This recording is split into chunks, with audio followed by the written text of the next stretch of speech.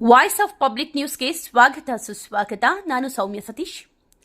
ದಳಸನೂರು ಗ್ರಾಮದಲ್ಲಿ ಕಾರ್ತಿಕ ಮಾಸದ ಪ್ರಯುಕ್ತ ಉದ್ಭವ ಶ್ರೀ ವೀರಭದ್ರಸ್ವಾಮಿ ದೇವಾಲಯದಲ್ಲಿ ವಿಶೇಷ ಪೂಜೆ.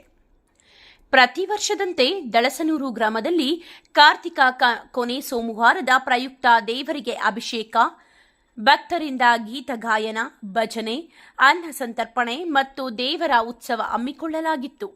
ಶ್ರೀನಿವಾಸಪುರ ತಾಲೂಕಿನ ಕಸಾಬಾ ಹೋಬಳಿ ವ್ಯಾಪ್ತಿಯ ದಳಸನೂರು ಗ್ರಾಮದ ಉದ್ಭವ ಶ್ರೀ ವೀರಭದ್ರ ಸ್ವಾಮಿ ದೇವಾಲಯದಲ್ಲಿ ಕಾರ್ತಿಕ ಕೊನೆ ಸೋಮವಾರ ಗ್ರಾಮಸ್ಥರ ಸೇವಾಕರ್ತರ ಸಹಕಾರದಿಂದ ದೇವಾಲಯದಲ್ಲಿ ಬೆಳಗ್ಗೆ ಅಭಿಷೇಕ, ಅಲಂಕಾರ, ಪೂಜೆ ನಡೆಸಿ ಭಕ್ತರಿಗೆ ತೀರ್ಥ ಪ್ರಸಾದ ಸೇವೆ ನಡೆಸಲಾಯಿತು.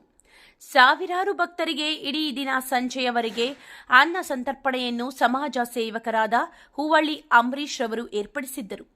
ಇದೇ ದಿನ ಸಂಜೆ ಗ್ರಾಮಸ್ಥರಿಂದ ಗ್ರಾಮದ ಪ್ರಮುಖ ರಸ್ತೆಗಳಲ್ಲಿ ಶ್ರೀ ವೀರಭದ್ರ ಸ್ವಾಮಿ, ರುಕ್ಮಿಣಿ ಸತ್ಯಭಾಮ ಸಮೇತ ಶ್ರೀ ವೇಣುಗೋಪಾಲ ಸ್ವಾಮಿ, ಶ್ರೀ ಗಂಗಮ್ಮ ದೇವರುಗಳ ಮೆರವಣಿಗೆಯನ್ನು ಅದ್ದೂರಿಯಿಂದ ನಡೆಸಲಾಯಿತು.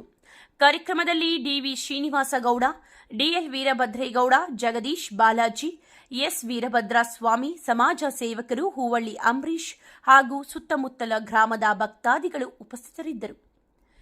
ಪೂಜಾ ಕಾರ್ಯಕ್ರಮಗಳನ್ನು ದೇವಾಲಯದ ಪ್ರಧಾನ ಅರ್ಚಕರಾದ ಪ್ರವೀಣ್ ಕುಮಾರ್ ಆರಾಧ್ಯ ನಡೆಸಿಕೊಟ್ಟರು.